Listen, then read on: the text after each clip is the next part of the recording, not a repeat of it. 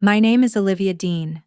I'm 38 years old, and the night I made desperate calls from a hospital bed, begging my parents to answer, they chose to comfort my sister's meltdown over something as trivial as not being able to decide on a paint color for her new home instead. 3 days later, when they finally showed up, they had no idea I had already made a decision, one that would cost them everything.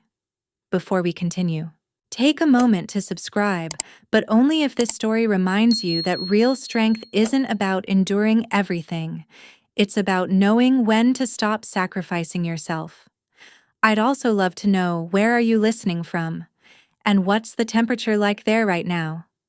This is a fictional story, with some elements enhanced by artificial intelligence to make it more vivid, emotional, and immersive, so you can truly feel every moment. Now, let me take you back to where it all began, inside a glass-walled conference room. The fluorescent lights above me flickered as my vision began to blur. I tightened my grip on the podium, forcing myself to stay upright as nearly 40 executives stared back at me. This was the biggest presentation of my career, months of preparation, millions of dollars on the line. And as you can see from the Q3 projections, I said, trying to keep my voice steady. But something was wrong, terribly wrong. The charts behind me warped, the numbers dissolving into a swirl of meaningless colors. My voice trembled. My chest tightened sharply. My heart pounded out of rhythm, fast and uneven, like it was losing control. "Ms. Dean, are you okay?" someone called from the back. I opened my mouth to answer. Nothing came out. The room tilted violently, and then I was falling. The last thing I saw was the ceiling spinning above me as my body hit the floor. Voices erupted around me. "Call 911. Is she breathing? Clear the room." My assistant, Emily Carter, rushed into view, her face pale with panic. "Olivia, stay with me. The ambulance is coming." I tried to move, tried to reach for my phone, but my arms felt impossibly heavy. "Call my parents," I whispered. Then everything went black. The next thing I remember was the cold, a deep, suffocating cold that wrapped around my entire body. Voices echoed around me, urgent, clinical, distant. "Cardiac arrhythmia. She needs surgery immediately."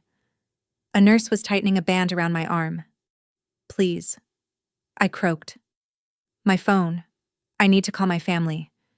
She hesitated, but then placed my phone into my trembling hand. I dialed my mother. Voicemail. I tried my father. Voicemail. My fingers shook as I typed, each word more desperate than the last. "Mom, I'm in the hospital. Dad, please answer. They're taking me into surgery. This is urgent. I'm scared." No response. The nurse gently took the phone from me, her eyes soft with sympathy. "We need to go now." "Sweetheart," she said, "I'm sure they'll be here when you wake up." They weren't. I woke up hours later in the ICU, alone. The steady beeping of machines filled the silence, cold, rhythmic, indifferent. A cruel reminder that I had made those calls, and no one had answered. Emily had left a note on the bedside table saying she'd be back in the morning, but hospital policy only allowed immediate family overnight. Immediate family. I almost laughed. At 3 a.m., a night nurse quietly stepped into the room to check my vitals. The nurse had kind eyes and a gentle touch as she adjusted my IV. "Your mother left a voicemail earlier," she said softly. Reaching for my phone. "Would you like to hear it?" I nodded, a fragile flicker of hope rising in my chest. She pressed play. "Hi, sweetie. We got your messages, but we can't come right now. Lily is having a complete meltdown over the paint color in her new apartment. She's inconsolable. You know how she gets. We'll try to stop by tomorrow if she's feeling better. Love you." The nurse didn't say anything after that. She didn't have to. Her expression said everything. I turned my head away as tears slipped down the sides of my face. Hot and silent. "Would you like me to call someone else for you?" she asked gently. For a moment, I didn't answer. A memory surfaced instead. Last Christmas, standing in my parents' living room, writing a check for $50,000 to cover Lily's credit card debt. My mother barely glanced at me as she helped Lily arrange her collection of designer handbags. "Thanks, Liv," Lily had said casually. "You're the best sister, the best daughter, the family's personal safety net." I wiped my tears with the back of my hand and looked back at the nurse. "Actually, yes," I said quietly. "Could you hand me my phone? I need to make a call." She gave it to me without hesitation, though concern lingered in her eyes. This time, my hands didn't shake. I scrolled through my contacts and pressed call. "Ethan," I said when he picked up. "It's Olivia. I know it's late, but I need you. Bring the documents. All of them." There was a pause on the other end. "Yes. I'm sure. I'm in the ICU at Westbridge Medical Center." Another pause. "No. My family isn't here." My voice hardened. "That's exactly why I'm calling." When the call ended, I stared up at the ceiling, the steady beeping of the monitor syncing with something new forming inside me. Resolve. I had almost died that day, and my parents had chosen my sister's indecision over a paint color instead. The realization hit like a wave, dragging years of buried memories with it. Lily throwing a tantrum at my college graduation, and my parents leaving early to calm her down. My company's launch party, where their seats stayed empty because Lily had a bad breakup. Every crisis she created, every mess she left behind. And me, quietly fixing it all while my own achievements faded into the background. My phone buzzed in my hand. A notification? Instagram. I opened it.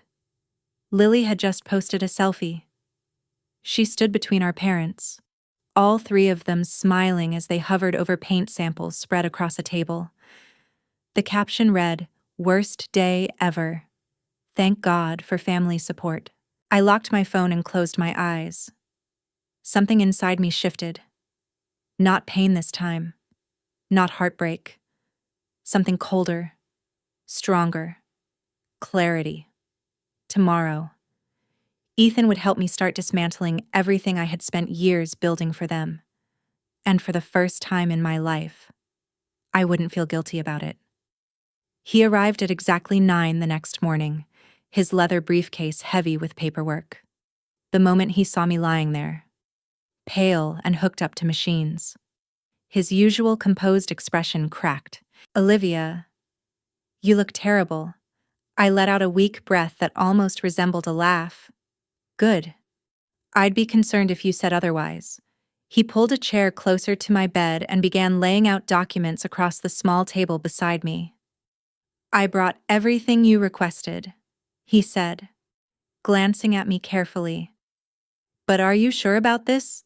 It's aggressive?" I met his eyes. "My heart nearly gave out yesterday," I said quietly, and my parents were too busy helping Lily pick between shades of beige to care. I paused, my voice steady now. "I think aggressive is exactly what the situation calls for." Ethan nodded slowly. He had known me since college. He had seen enough over the years to understand. "All right," he said. "Let's start with the will." For the next hour, we worked through everything, page after page, signature after signature. With each one, my hand felt steadier, like some part of me had already accepted this long before my mind had caught up. "So, your parents are officially removed as beneficiaries," Ethan said, organizing the papers. "Next, we revoke their access to your accounts, the ones you've been using to support Lily." Another memory surfaced. Last summer, standing in my parents' kitchen, holding Lily's latest credit card statement. $70,000. It's not that much, my mother had said without even looking up from her magazine. You know how hard things have been for her. I looked back at Ethan. Do it, I said. No hesitation this time. All of it. Ethan pulled out another stack of papers, flipping through them with practiced precision. And the vacation house, he asked. We can list it today if you want. Your parents spent every summer there. I didn't hesitate. Not anymore. My phone buzzed against the table. A text from my mother. Lily finally chose the perfect shade of sage. Crisis solved. How are you feeling?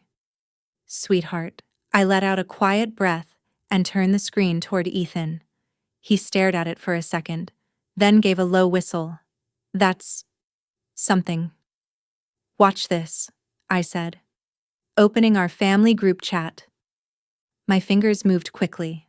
Still in the ICU after emergency heart surgery. Thanks for checking in. Really glad Lily's walls are sage instead of seafoam. Definitely worth missing your daughter's near-death experience for.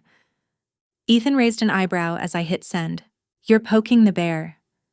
I shook my head slightly. No, I'm waking it up. They've been asleep in their own version of reality for too long. My phone exploded with notifications almost instantly. Mom, don't be dramatic. Olivia. The doctors said you're stable. Dad, we'll come by soon. Princess? Lily, OMG. Why are you making my apartment crisis about you? I flipped the phone face down without replying. Keep going, I said calmly.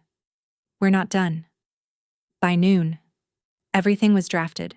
Every account separated. Every financial tie cut. Every legal detail in place to finally disconnect my life from theirs.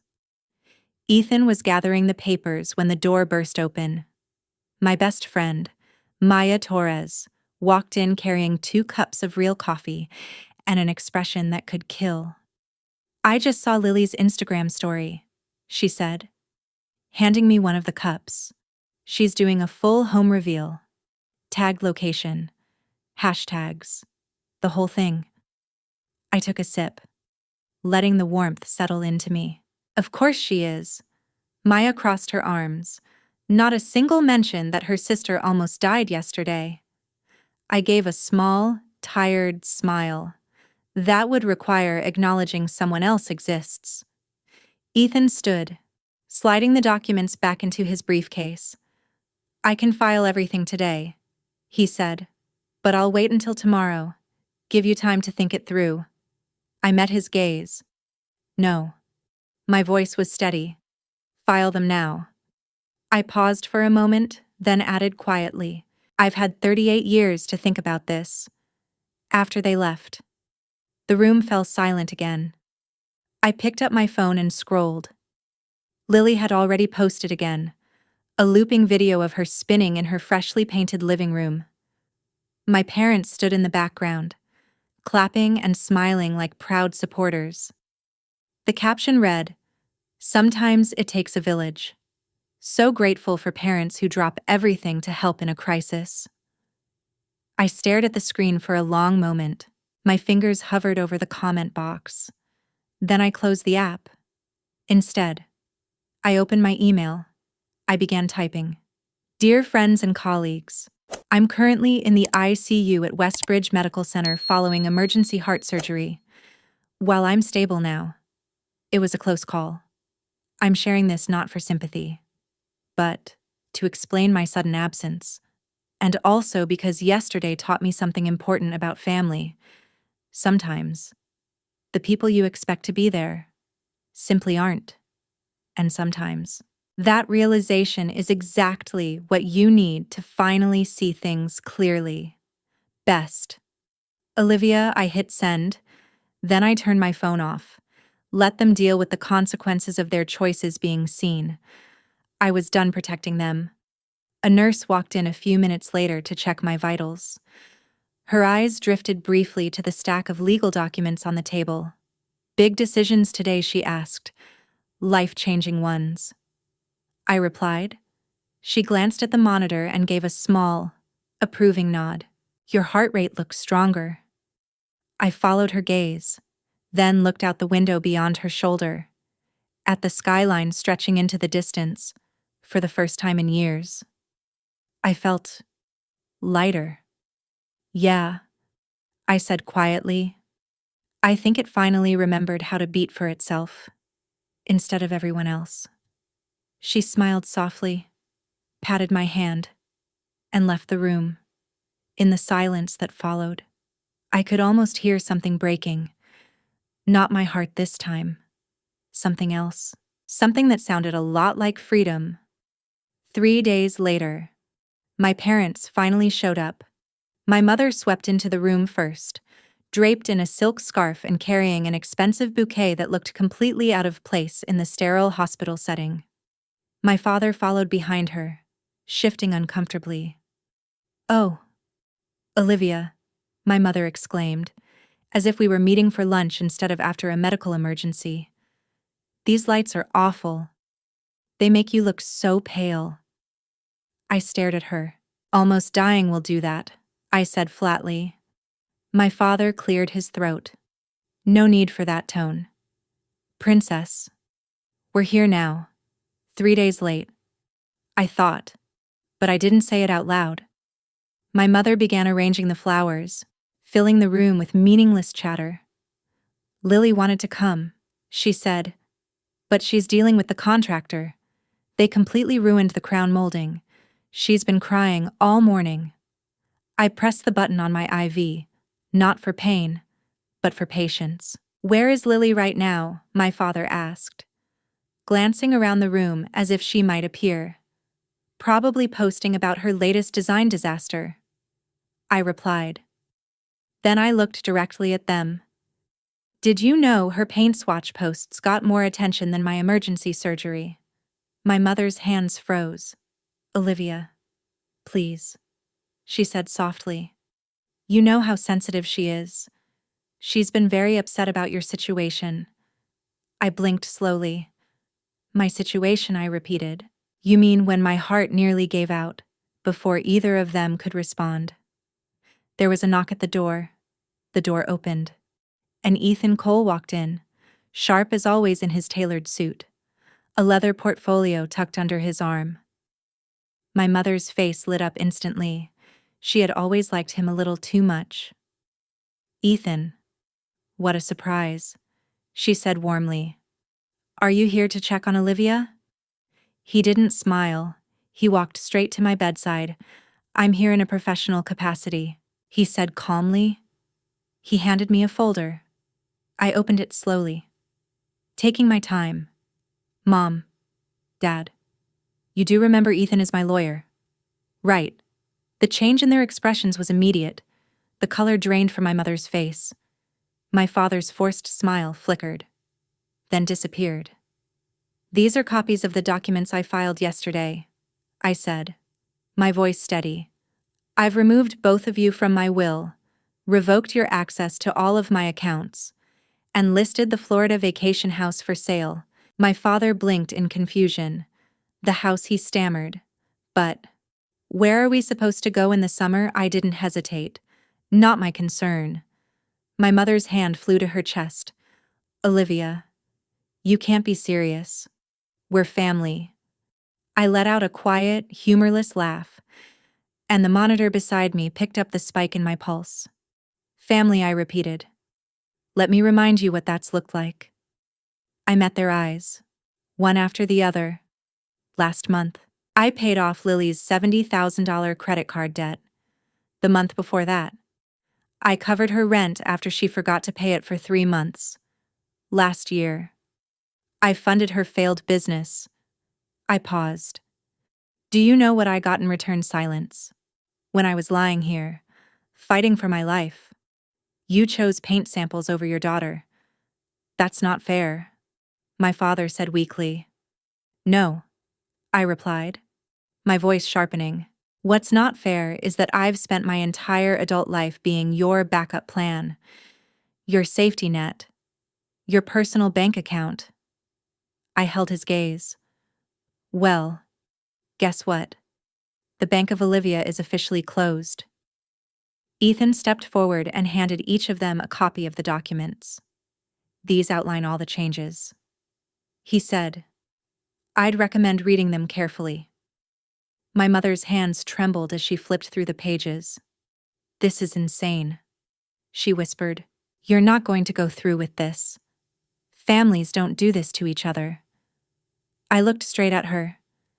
If that's true, why did I almost die alone? The silence that followed was suffocating. The house is already on the market, Ethan added quietly. Given the current conditions, we expect it to sell quickly. My father sank into the chair, the papers crumpling in his grip. Olivia, let's just talk about this calmly, he said. I shook my head slightly. I had 3 days to think calmly. Right here. Alone.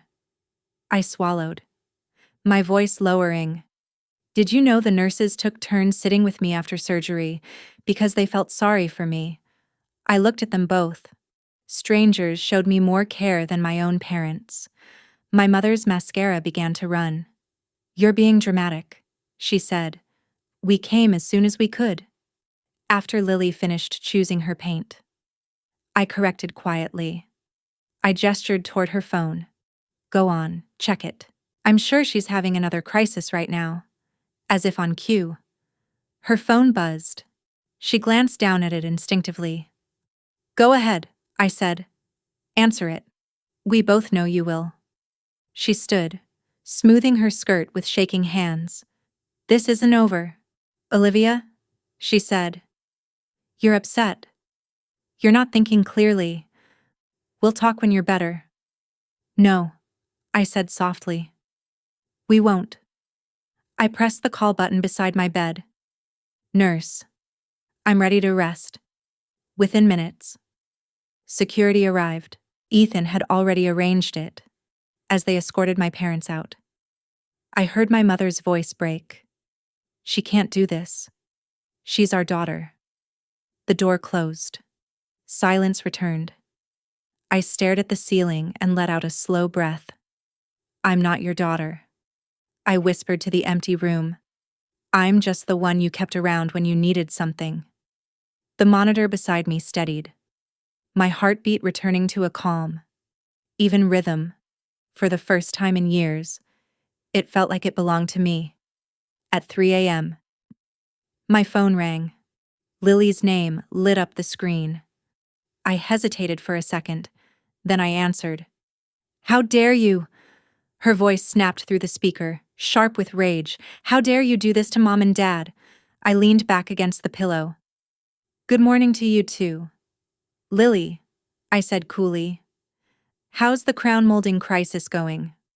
Don't be sarcastic with me, she snapped. They're devastated. Mom hasn't stopped crying, and Dad had to take something to calm down. I adjusted my position, sitting up a little straighter. That's interesting, I said slowly. They can have that kind of reaction now, but couldn't spare a single moment when I was lying here, thinking I might not make it.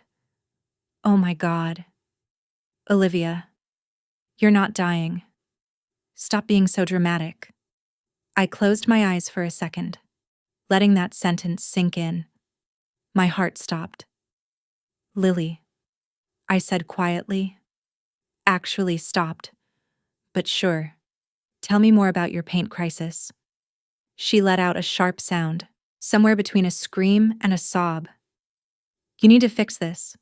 Call Ethan right now and undo everything. I leaned back against the pillow, oddly calm.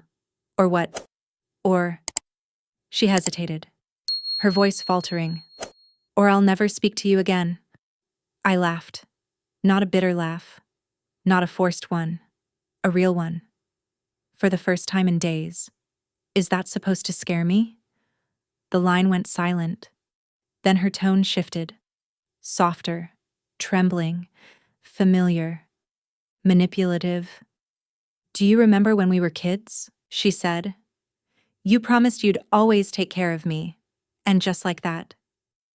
A memory surfaced. I was 12. She was 6.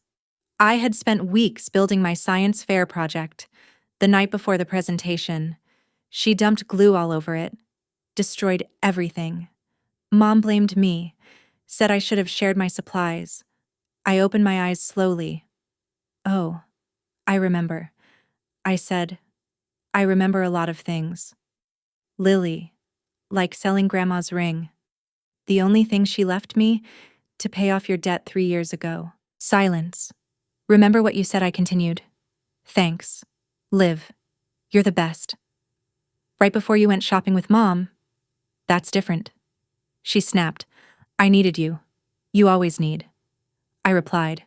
And I'm always expected to give. I exhaled slowly. Well, I'm done. There was a pause. Then she switched tactics again. Mom wants to meet. One last time. We can talk this through. I considered it, not because I doubted myself, but because I wanted closure. Fine. I said, tomorrow, noon, hospital cafeteria. I have a contractor at noon. I repeated, take it or leave it. She agreed, but I wasn't finished. And Lily, I'm bringing Maya. Why? Because I'm done being outnumbered. The next day, my parents arrived first. They looked exhausted, worn down. For once. Lily walked in 10 minutes late. Oversized sunglasses covering half her face, an iced latte in her hand like it was the most important thing in the world. Maya sat beside me, calm but alert, her presence steady and grounding. She had seen everything over the years. She knew exactly how this would go. Olivia, my mother began, reaching across the table. Let's talk about this rationally. Rationally, Maya cut in. Like ignoring your daughter's emergency surgery. This is a family matter. Lily snapped. I tilted my head slightly. Funny. I said. I was family when you needed your credit cards paid off. My father raised his hands, trying to calm things down. We understand you're hurt. But this revenge isn't like you. I leaned forward, meeting his eyes. This isn't revenge. This is boundaries. This is me finally saying no. You're being selfish, Lily snapped, slamming her drink onto the table. Do you have any idea what this is doing to me? My anxiety is through the roof. People can tell something's wrong. Maya let out a short laugh. Your sister almost died, and you're worried about your Instagram image. Stay out of this, Lily snapped, turning on her. This is your fault. You've always tried to turn her against us. No, I said firmly. You did that all by yourselves. My mother started crying right on cue. We can fix this, she said through tears. Just call Ethan. We'll go back to normal. Stop. My voice cut through the table like steel. The house is already in escrow. The accounts are closed. It's done. Lily stood up so fast her chair crashed to the floor. You ungrateful, she grabbed her latte and threw it. Maya barely moved in time as it splashed across the floor. The entire cafeteria went silent. Security rushed over immediately. I watched calmly as they approached her. And that, I said quietly, is exactly why this is happening. As they escorted Lily out, her voice echoed down the hallway, furious and out of control. I turned back to my parents. We're done here. Olivia, please. My mother tried again. I shook my head. No, I'm being discharged tomorrow. And when I leave this hospital, I'm leaving all of this behind too. I stood up slowly, Maya steady at my side. One more thing, I added. I've instructed my lawyer to file a restraining order against Lily. Their faces went pale. Consider this her first and last warning. We walked away without looking back. On the way to my room, Maya squeezed my hand gently. You okay? I nodded. And for the first time in years, it was true. You know what's funny? I said softly. My heart actually feels stronger now, that I've stopped letting them break it. If you believe my parents did the right thing choosing to stay with my sister and comfort her during her meltdown instead of coming to the hospital, comment support. But if you feel that no excuse can justify ignoring your own child in a life or death moment, then comment neglectful parents. Sometimes, the hardest truth to face is realizing who truly shows up when it matters most and who doesn't. Behind us, I could still hear Lily's distant screams blending with my mother's sobs. It sounded like everything they had ignored for years was finally catching up to them all. The Florida house sold within 3 days, far above the asking price. I signed the final documents from my new apartment, where I had been recovering quietly for the past week. Ethan sat across from me, sliding a cashier's check across the table. $4,200,000. He said, "What are you planning to do with it first?" "I'm hiring an estate company to clear everything out." I replied. "Everything goes, even the piano." My hand paused over the check for a moment.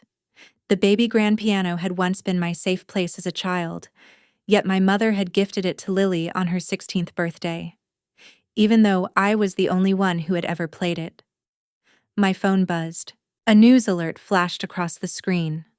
A local woman had been removed from an upscale boutique after causing a disturbance.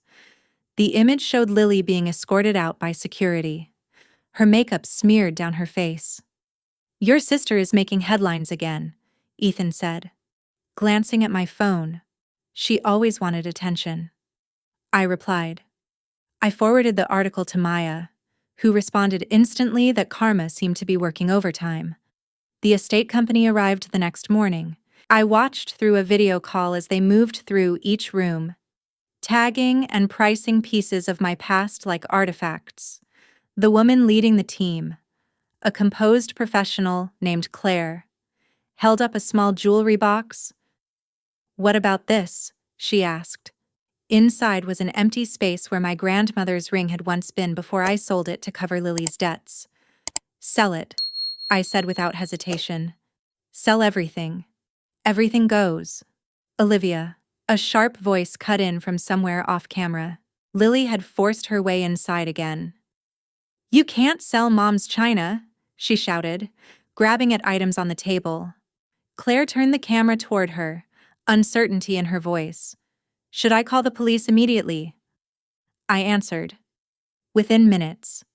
Lily was removed once again, still screaming about betrayal and family rights as she was dragged outside. My phone lit up with messages from my mother. "How could you do this? Your father is devastated. That piano was meant for Lily. We are still your family." I blocked the number without responding. Later that afternoon, Ethan called again. His tone was sharper this time.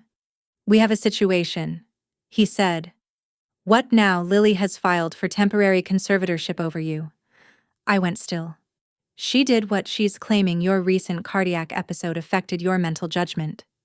She's claiming your behavior proves you're not capable of managing your own life."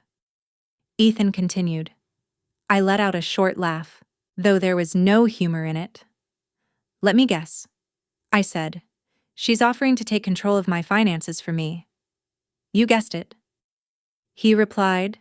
"Don't worry, it won't hold. No judge will take that seriously." I cut him off before he could continue. "Make it cost her," I said. "And, Ethan, file a countersuit for harassment." The estate sale began that Saturday. I watched everything through the security cameras on my phone as strangers walked through rooms that once held pieces of my life, now reduced to price tags and transactions. The piano was the first thing to go, purchased by a small music school.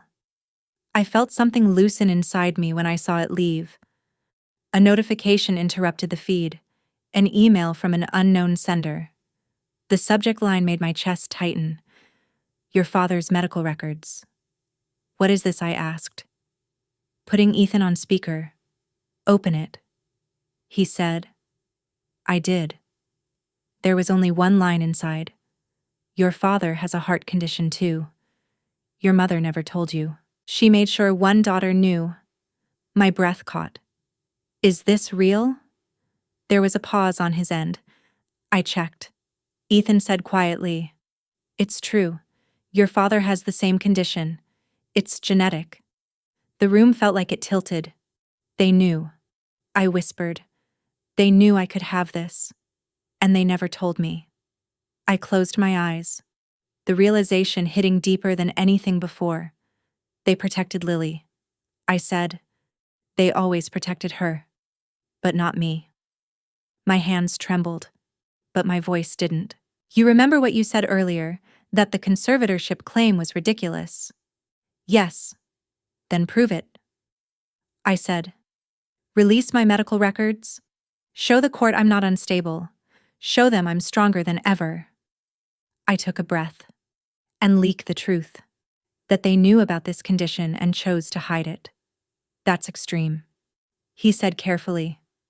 They let me walk into this blind. I replied. Extreme feels appropriate. After we ended the call, another notification appeared. A certified letter from Lily's attorney.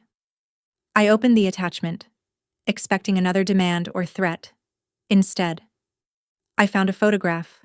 Me at 12, Lily at 6.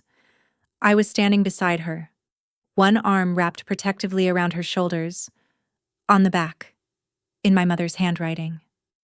It read, "My girls. Always together." Below it, Lily had added her own message. Don't forget who you're supposed to be. My protector. My sister. Don't make me turn against you. I stared at it for a long moment before forwarding it to Ethan. Then I opened my laptop. It was time. Not for another reaction, not for another defense. For the truth. All of it. The years of manipulation, the financial dependency, the emotional neglect. No names. Just facts. As my fingers moved across the keyboard, I remembered something my grandmother once told me. Sometimes the bravest thing you can do is stop protecting people from the consequences of who they are. My fingers moved quickly across the keyboard. Each sentence another barrier between the life I had lived and the one I was building. Let them come. Let them threaten. I was no longer the one who protected them. I was finally protecting myself. I published the post just after midnight. By 6 in the morning, it had already been shared more than 100,000 times. The headline read a story about surviving family toxicity. I hadn't included names, but anyone who knew us would understand exactly who it was about. Maya was the first to call. "Have you checked social media?" she asked. "You're everywhere right now." I refreshed my feed and watched as the numbers climbed. Thousands of comments poured in. Most from strangers sharing stories that sounded painfully familiar. The phrase "golden child syndrome" appeared again and again. "Your mom's friends are talking," Maya added. Apparently she had to leave her tennis match early because people wouldn't stop whispering. My phone buzzed again. It was Daniel. Lily's on and off boyfriend. "She's losing it," he said immediately. "She's been screaming for hours, throwing things. I can't deal with this anymore." "Not my problem," I replied. "She's telling everyone you're lying, that you're jealous of her." I let out a small laugh. "Ask her about Dad's condition." I said, "Ask her why they never told me I could have the same thing that nearly killed me." There was silence on the other end. "Wait. They knew," he said finally. "Since we were kids." "Yes. Lily got tested. I didn't even know it was genetic." He muttered. "That's insane." He exhaled sharply. "I'm done with this. If your lawyer needs anything, I'll testify." By noon, the story had reached local news outlets. A prominent family's hidden secrets had turned into a public discussion about neglect and control. No names were mentioned, but none were needed. My father called next. "Olivia, please," he said. "They're asking me to step down from the board." "Tragic," I replied. Almost as tragic as never telling your daughter she could die from a genetic condition. We were trying to protect you. No, I said calmly. You were protecting Lily. Like always. He didn't respond. Ethan called shortly after. The conservatorship attempt was dismissed. He said, the judge didn't even entertain it. And the rest. She sent a legal notice claiming your post caused emotional harm. Then use the records. I already did. Her lawyer backed off within the hour. Later, as I reviewed asset transfer documents, another email came through. From Daniel. Thought you should see this. She doesn't know I recorded it. The video showed Lily pacing her apartment, shouting at my parents. Fix this, she yelled. Make her stop. I can't stand people looking at me like this. My mother's voice tried to calm her. We're trying. Try harder. Lily snapped. I'm the one who matters. I'm your real daughter. The video ended abruptly. I sent it to Ethan with a single word. Leverage. A new message appeared immediately after. From an unknown number. A photo appeared on my screen. My grandmother's ring. The one I had sold to help Lily. The message beneath it was simple. Missing something. I stared at it for a moment before replying. Who is this? The response came quickly. Someone who bought it from a pawn shop. Want it back. Meet me. I didn't answer again. I blocked the number and called Ethan instead. They're getting desperate. I said. Good. He replied. Because I just filed the harassment suit. He paused briefly, then added. And Olivia. The ring situation. That was amateur. I already bought it back months ago. It's been in my safe. I went still. You did. Of course. He said. I knew you'd want it someday. My eyes stung unexpectedly. That night, my story spread beyond anything I had imagined. It reached national coverage, my inbox filled with interview requests. Even television producers started calling. Then came my mother's voicemail. She was crying, pleading, apologizing, all tangled together. Please, sweetheart, we can fix this. Just tell people you were confused. Say it's not true. We're your family. I played it aloud for Maya as we sat with a glass of wine. She sounds sincere? Maya said quietly. I shook my head. No. Listen carefully. She's not sorry for what they did. She's sorry people found out. Another notification lit up my phone. A news alert. A well-known socialite removed from a charity event after causing a scene. The photo showed Lily again, being escorted out. Mascara streaked down her face. Maya glanced at the screen. She's really spiraling, she said. She's never had to face consequences before. I replied. She doesn't know how. I opened my laptop and began typing again.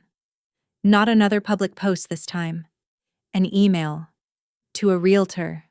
Subject looking for properties in California. Running away? Maya asked, leaning over my shoulder. I shook my head slowly, thinking of the ring waiting safely with Ethan. No. I said. I'm moving towards something better. As if on cue. My phone lit up again. My mother's name flashed across the screen. For the first time in my life. I didn't feel anything pulling me to answer. Some things aren't meant to be repaired. Some damage has to burn all the way through before anything real can remain. The house looked smaller than I remembered. I stood in the driveway, keys in hand, staring at the familiar structure that had held so many carefully maintained illusions. Do you want me to go in first? Maya asked quietly.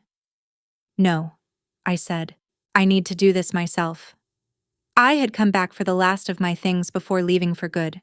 Ethan had arranged for a police officer to be nearby, just in case. But the presence of the cruiser down the street still felt surreal. Before I could unlock the door, it opened. My mother stood there, her face bare, stripped of its usual perfection. "You brought security?" she asked, her voice unsteady.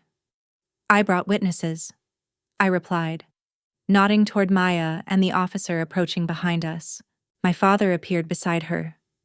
"Olivia, this isn't necessary," he said, after everything that had happened. I met his eyes calmly. "I think it is." They stepped aside, letting us enter. The house smelled faintly of perfume and something else. Something like everything falling apart. The house still carried that familiar scent. My mother's way of cleaning when she was overwhelmed. As if order could hide the truth. "I'm just here to take a few things," I said, moving toward the stairs. "Photos, documents. That's all." "Wait," my mother called, her voice tight. "There's something you need to know." I turned slowly. She twisted her wedding ring, a sign I recognized instantly. "You should sit down," she said. "I'll stand." She exchanged a look with my father. Then she spoke. "It's about your adoption." The word hit like a shockwave. Maya gripped my arm. "You're what you're not biologically mine," my mother said, her voice trembling. "You're your Aunt Elena's daughter. When she died. We took you in. You were only 2. We didn't tell you because we wanted you to feel like you belonged." Everything around me seemed to tilt. Elena, the aunt I barely remembered. My real mother. "We loved you like our own." My father added quickly. "Stop." My voice was sharp, cutting through the room. "You let me believe I was your daughter," I said, while hiding information that could have saved my life. I looked straight at them. "You protected Lily, always her, while I paid for everything, fixed everything, and nearly died alone. We didn't want you to feel different." My mother insisted. I let out a hollow laugh. "Different? You mean like the way you treated me my entire life?" Footsteps echoed from above. Lily appeared, leaning against the railing. "Well," she said coldly, "at least now she knows she's not really my sister." I turned to face her. "Then I'm not responsible for you anymore," I said. "Years of guilt, obligation, gone in an instant." "You ungrateful," she started. "We gave you everything." My mother cried. "A home. Education." "No," I cut in. "I earned all of that." I walked past them and went upstairs. My old room felt smaller than I remembered. I found the box I came for. Photos, documents, pieces of a life that suddenly didn't feel like mine. At the bottom was a small frame. A woman holding a baby. My mother. My real one. Downstairs. Voices erupted. Lily shouting. My mother sobbing. My father trying to regain control. I walked back down, holding the box tightly. The officer stepped closer. "That's mine," Lily screamed, lunging forward, my photo album. The officer stepped firmly between us before Lily could reach me. "Actually," I said calmly, holding the box closer to my chest. "These are my mother Elena's photos. They belong to me. I'm taking what's mine and leaving behind what never truly was. You can't just walk away from this family," my mother said, grabbing my arm. I pulled free without hesitation. "I'm not walking away from a family," I replied. "I'm walking away from people who treated me like a backup plan. There's a difference. We'll sue you." Lily screamed. "We'll take everything you have." I didn't even flinch. "Go ahead," I said, stepping toward the door. "But remember, I have proof of everything. Financial manipulation, medical neglect, and now, the truth you hid about my identity." I paused, letting my words settle. "Do you really want that in court?" Silence filled the room. I turned back one last time. "You know what's ironic," I said. You hid the truth thinking it would make me feel less like I belonged, but knowing it is what finally set me free. I took a breath. I'm not your safety net. I'm not your bank. I'm Elena's daughter, and I'm done carrying your weight.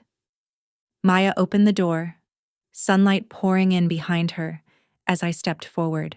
I heard my mother collapse into tears, my father murmuring something useless, Lily shouting, her voice breaking into chaos. But none of it reached me anymore. Ahead of me was something I hadn't felt in years: space, possibility. Ready? Maya asked softly. I tightened my grip on the box, feeling lighter than I ever had. Ready. We walked out into the light, leaving everything behind. My phone buzzed in my pocket. Another legal threat from Lily's lawyer. I didn't even bother opening it. Let them try, I murmured. Because now, I had something stronger than fear. I had the truth. And I was finally learning that truth is power. Weeks later, sunlight streamed through the wide windows of my new office in California as I finished typing the final lines of my story. My heartbeat was steady now, strong, in sync with every word I wrote. Family isn't defined by blood or obligation, I typed. It's defined by choice.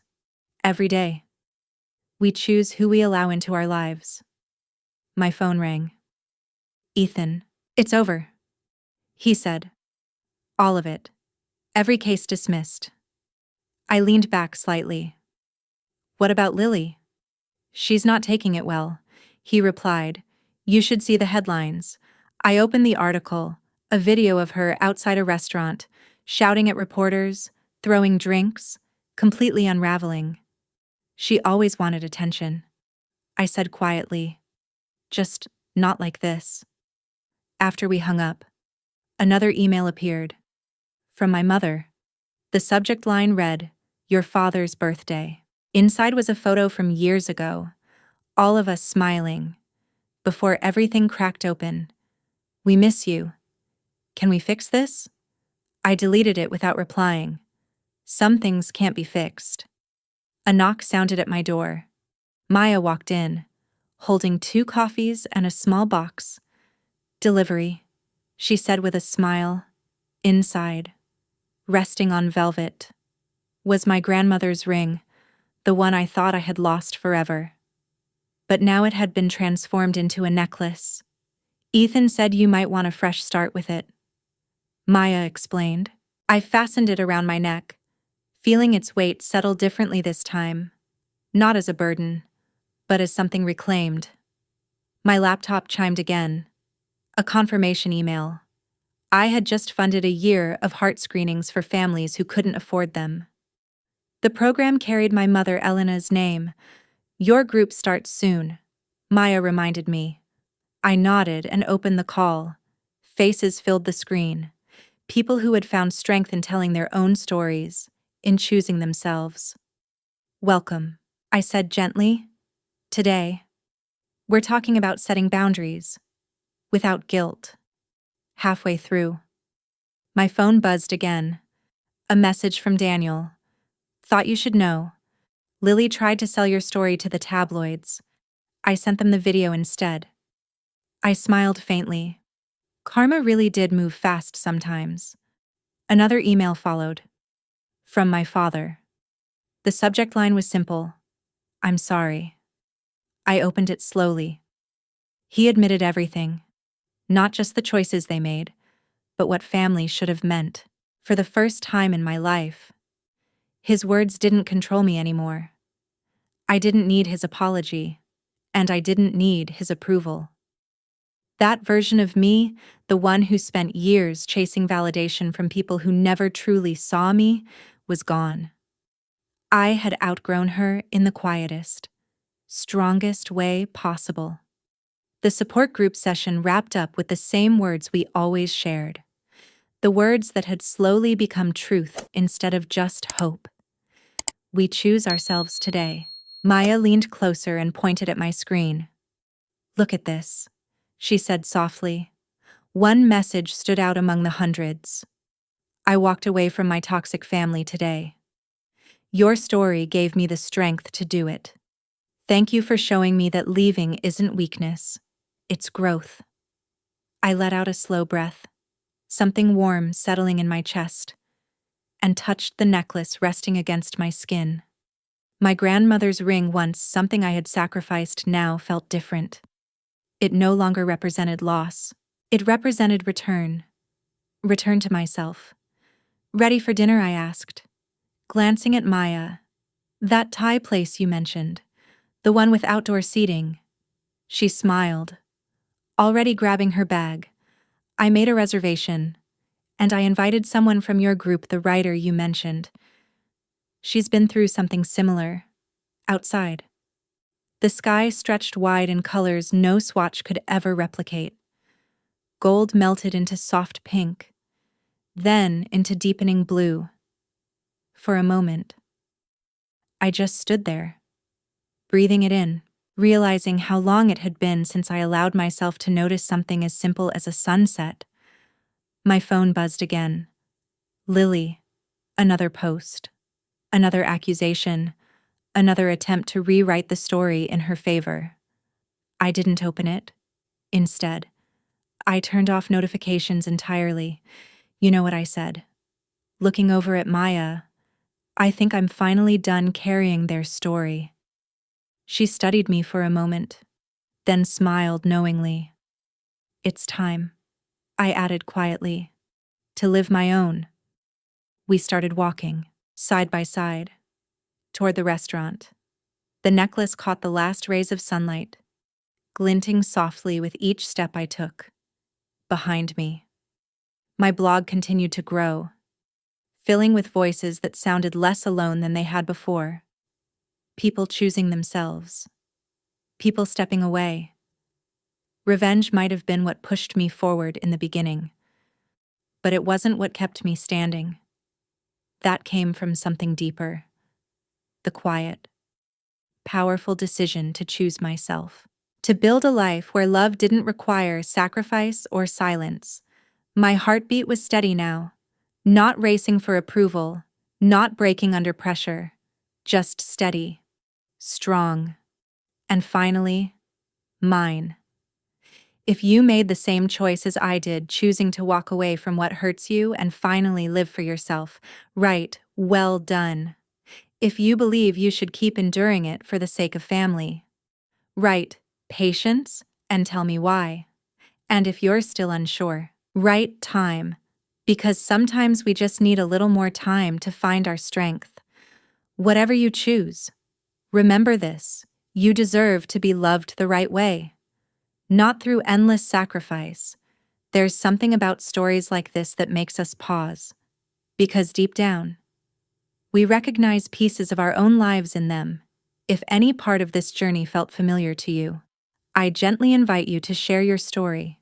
You never know who might be reading your words and finding the strength they need to take their own first step toward healing. For me, the hardest lesson wasn't walking away. It was realizing that love should never come at the cost of losing yourself. I learned that setting boundaries is not betrayal. Choosing yourself is not selfish. And silence in the face of pain only keeps the cycle alive. Real family, real connection, is built on respect, care, and presence, not obligation or control. What stayed with me the most is this: we all deserve a life where our hearts feel safe, where we are seen, heard, and valued not just when it's convenient, but always. And sometimes, the bravest thing we can do is stop being who others expect us to be, and start becoming who we truly are. If this story resonated with you, I'd love for you to be part of this growing community, one where every voice matters, including yours. Feel free to subscribe, share your thoughts in the comments, and pass this story along to someone who might need it today. Your support doesn't just help this channel grow, it helps real people feel less alone. Thank you for being here, for listening, and for carrying your own story with courage. I'll see you in the next one.